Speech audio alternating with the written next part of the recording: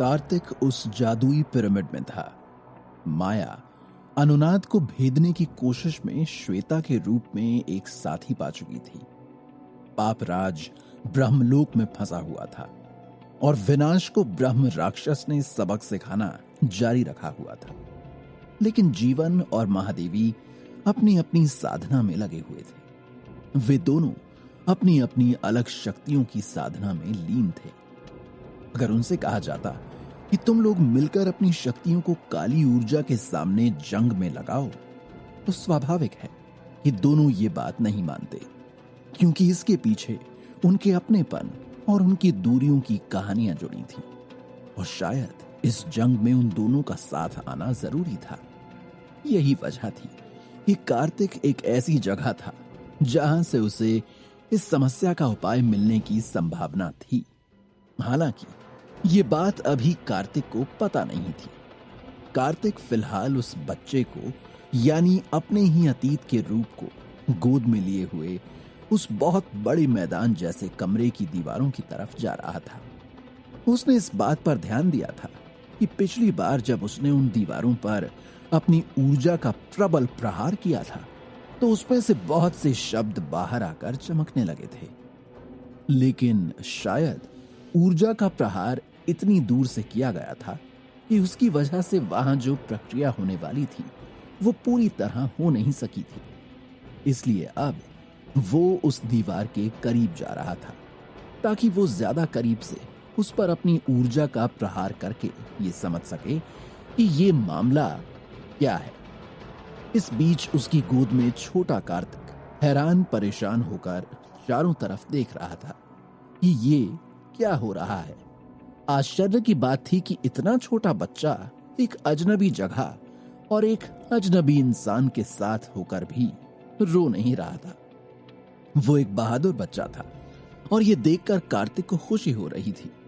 वो अपने आप में सोच रहा था, नहीं, मैं नालायक नहीं हूं। लोगों ने जिस तरह से मुझे गलत शब्द और गलत नाम दिए, उसको मैं कभी नहीं भूल सकता।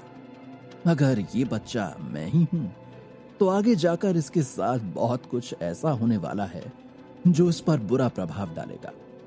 लेकिन मैं देख सकता हूं कि ये बच्चा बहादुर है और ये उन सारी समस्याओं से निकलकर बहुत ऊपर उठेगा और एक दिन ये उन शक्तियों को प्राप्त कर सकेगा जिन्हें उन लोगों में से किसी ने नहीं किया होगा। उन लोगों ने भी नहीं जो उसे चिढ़ाने और नीचा दिखाने में लगे थे। ये सब सोचते हुए कार्तिक आगे बढ़ता जा रहा था। वो मन ही मन अपनी याददाश्त को भी खंगालता जा रहा था। वो सोच रहा था कि क्या उसे अपने बचपन का वो दिन याद आ सकता है जब वो किसी अजीब या किसी विचित्र वजह से अचानक से एक बहुत बड़े पिरामिड के अंदर पहुंच गया था और वहां एक अजनबी ने उसे गोद लेकर सांत्वना दी थी और आगे कुछ और भी हुआ होगा। कमाल की बात यह थी कि कार्तिक को कुछ धुंधला धुंधला याद भी आ रहा था। हालांकि उसके लिए अभी फिलहाल ये कहना मुश्किल था कि वो वर्तमान में होने वाली घटनाओं को इस तरह कैसे याद कर सकता है जैसे वो उसकी बचपन की यादें हों। और तब क्या होगा अगर वो कुछ ऐसा करे जो उसने बचपन की यादों में नहीं किया था? क्या इससे इस बच्चे की यादों में कोई परिवर्तन होगा? और अगर ऐसा हो गया तो क्या उससे उसका वर्तमान परिवर्तित होगा? ये सारे बहुत मुश्किल सवाल थे और कार्तिक फिलहाल इन सवालों में उलझने की बजाय वहां से निकलने का रास्ता खोजना चाहता था। लेकिन जितना ज्यादा वो उन रास्तों को खोजने की ओर अपना ध्यान लगाना चाहता, उतना ही उसके दिमाग में ये अजीबोगरीब पेचीदा सवाल और भी घूमते जाते हैं। वो जितनी बार बच्चे के चेहरे पर देखता, उसे अपनी यादों में से उमड़ती हुई कोई एक ऐसी चिंगारी अचानक से कौंध जाती जो उसका ध्यान वापस अपनी पुरानी बातों में ले जाती और वहीं सारे सवाल फिर से खड़े हो जाते हैं। वो बच्चा और कोई नहीं, खुद कार्तिक ही था।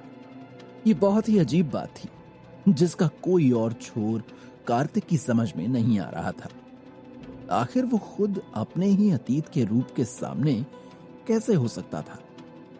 ऐसा कैसे हो सकता था कि वो साफ साफ देख पा रहा था कि वो खुद के ही सामने खड़ा था।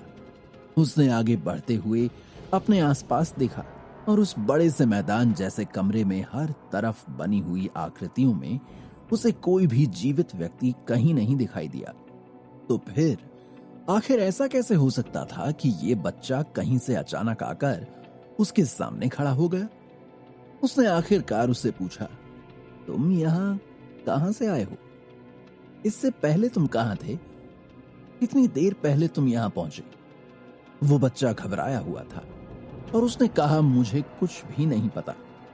मैं बस अपने घर के बाहर खेल रहा था और अचानक यहां आ गया।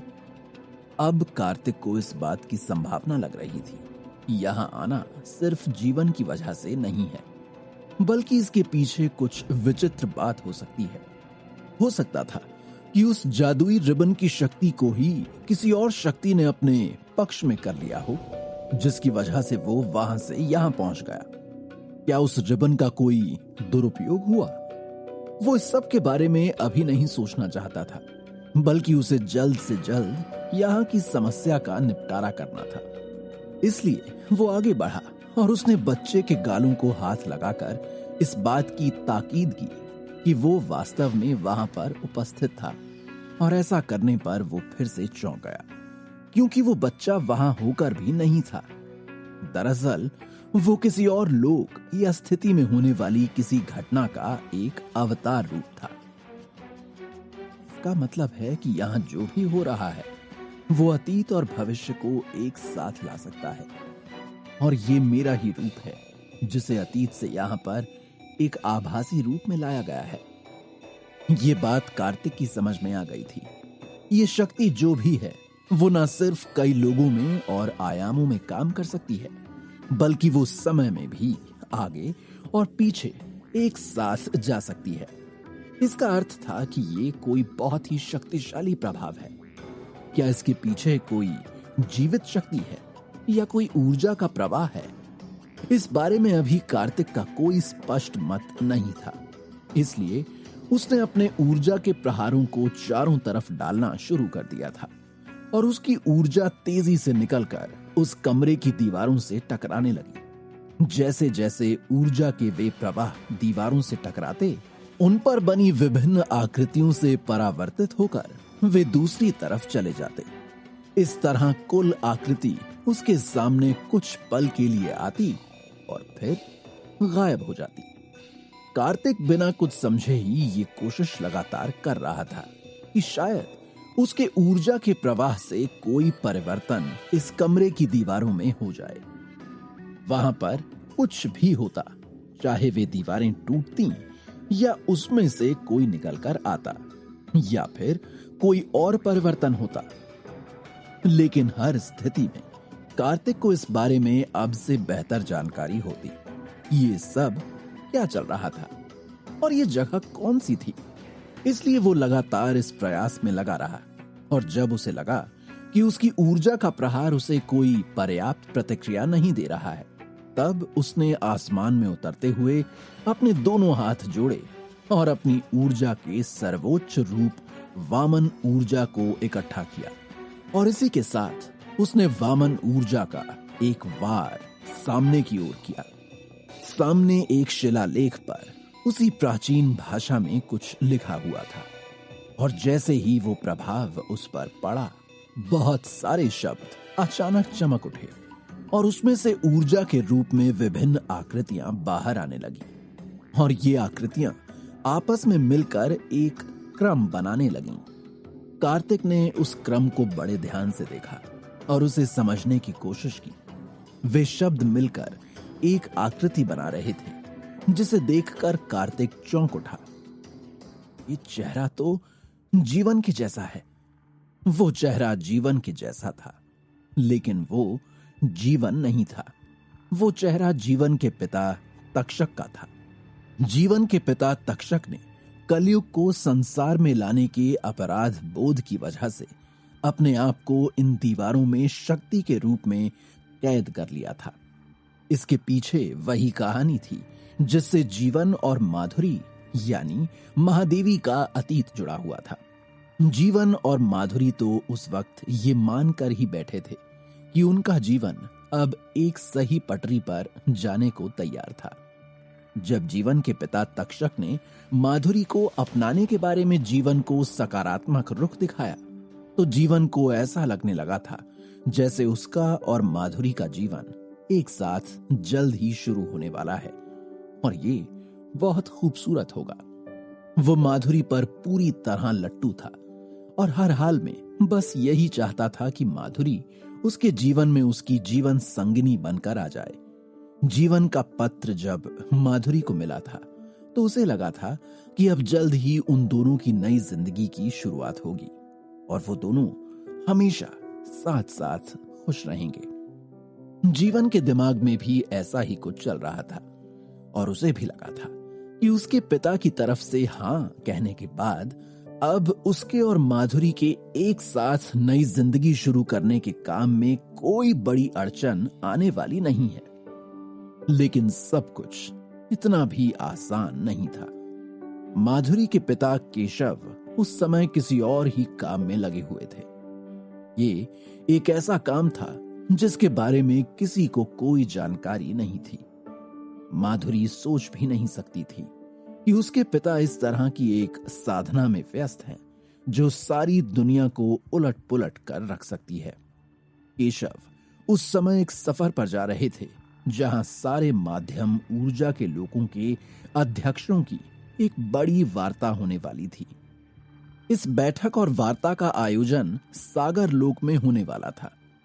सागर एक बहुत बड़ा समंदर था जिसे कई बार क्षीर सागर भी कहा जाता था।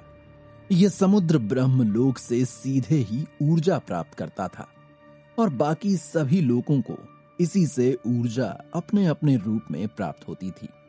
इसी समुद्र का मंथन करोड़ों साल पहले हुआ था जिसमें से अमृत और विष निकला था। वो कहानी सभी लोगों में सभी जानते थे। देवताओं और असुरों में अमृत को लेकर एक भयानक जंग हो गई थी, लेकिन आखिरकार त्रिमूर्ति के प्रभाव की वजह से देवताओं को ही उसमें विजय प्राप्त हुई और असुर अमृत पीकर अमर होते होते रह गए, सिवाय राहु और केतु के जिनका सर अमृत चख चुका था और इसलिए वो ब्रह्मांड में अमर हो चुका था। राहु के पास अब शरीर नहीं था। वो एक काली छाया के रूप में सारे ब्रह्मांड में घूमता रहता था। असुरों की काली ऊर्जा ही उसके लिए वो शक्ति थी जिसमें अब उसका वास था। इस सागर में होने वाली ये बैठक उन माध्यम ऊर्जा वाले लोगों के लिए थी जिनके पास दोनों तरह की ऊर्जाओं पर नियंत्रण की शक्ति थी। नियंत्रण की शक्ति है। उन सभी के लिए अगला कुछ वक्त एक बड़ी चिंता का विषय था, क्योंकि राहु काल आ रहा था। इसके साथ ही ब्रह्मांड में कलयुग की शुरुआत होनी थी। यही वो राहु काल था जिसके असर से काली शक्तियों को ऊर्जा का ढेर मिलने वाला था। क्या हुआ था ऐसा जिसकी वजह से तक्षक उन कृतियों में कैद थे? जानने के लिए आगे सुनते रहिए पॉकेट एफएम पर इस कहानी का अगला भाग।